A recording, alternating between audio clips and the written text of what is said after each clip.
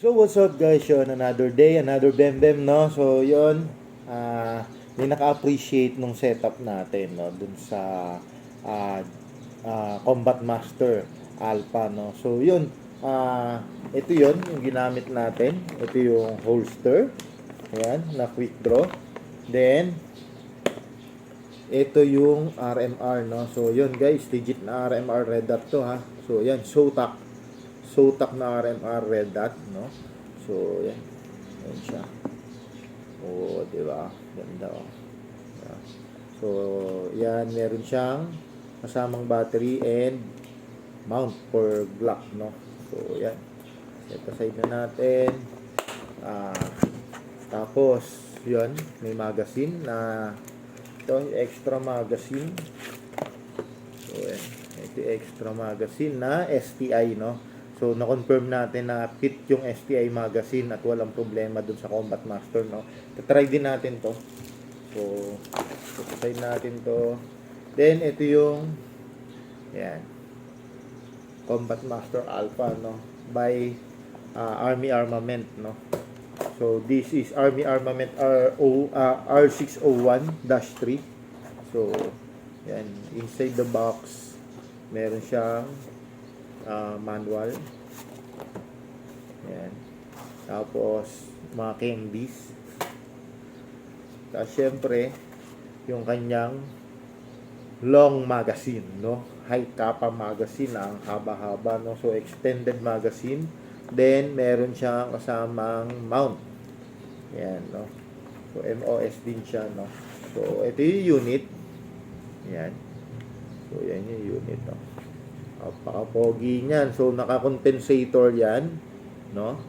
Naka-compensator, naka-fixed barrel. Ayan. Ganda, oh. Diba?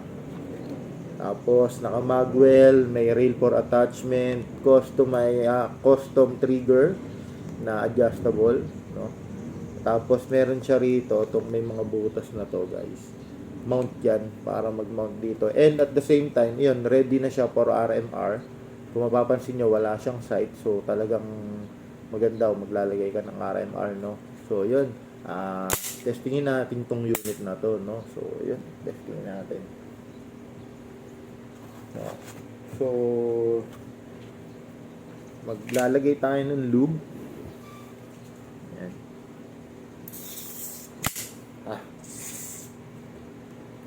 Grabe. Sapong-sapo ko. So, yun. Tapos, lubricate din natin tong magazine. Yan. Tapos, dito. Tapos, ito. Yan. Then, sama na natin sa lubrication to. Yan. Oops. Ito kaganda sa STI magazine, no? So, may cup siya. Tulak mo lang yan. Ayan. Medyo maganit pa kasi bago siya. So, ayan. So, yun. Load natin sila ng bala parehas, no? So, pull down. Lagay tayo. Dami.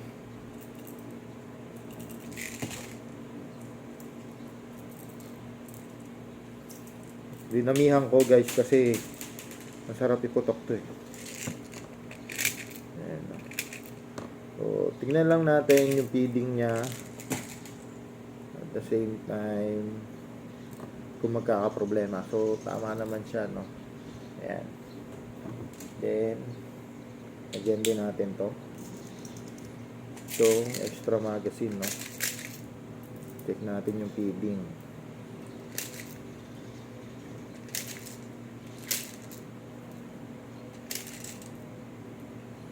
So, ayan. Tapos, syempre, gas up natin. No? Ayan. Gas up na natin parehas.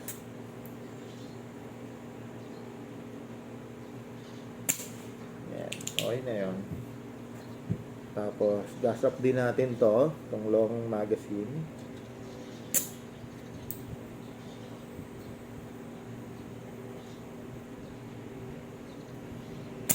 Yun. So, So yun, testingin muna natin tong long magazine, no? Ayan. Sarap po, ganda oh. No? Ayan, ganda, no? So, paggagamit, pull back, then let go. Pull back, let go, no? So yun, firing.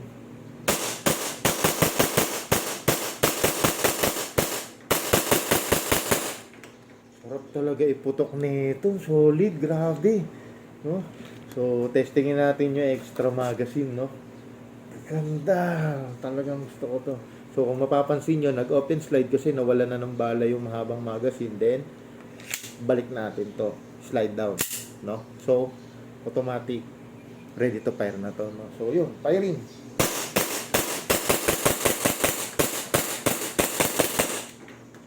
Sheesh! Grabe talaga tong unit na to. Kaya ito ang favorite kong baby sa lahat. Eh, no? So yun, nag-open slide na siya. So, remove the magazine. Yan.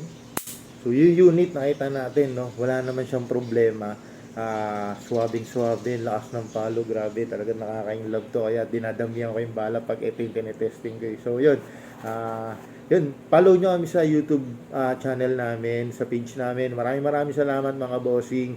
Marami pa tayong mga i-unbox and ipapakita o ipipicture ng mga unit, no?